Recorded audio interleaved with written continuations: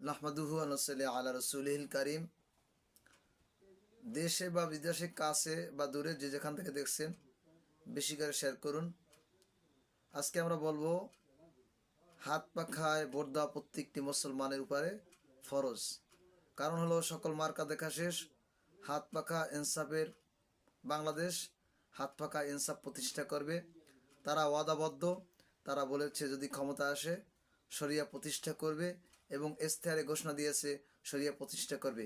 অন্য কোনো ইসলামী দলের মধ্যে শরিয়া প্রতিষ্ঠার কথা উল্লেখ নেই, বিধায় অন্য কোনো মার্কায় ভোট দেওয়া মানুষের ইমানি দায়িত্ব নয়।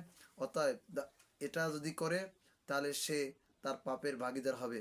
অতএব এই ভোট হলো আমানত, আমানতের খেয়ানত করা যাবে না। যে সকল বাইরে এই ভোটের মাধ্যমে ক্ষমতা যাবে এবং দুর্নীতি, চাঁদাবাজি, টেন্ডারবাজি করবে, তাদেরকে সহযোগ করে আপনারা পাপীর ভাগীদার হবেন না।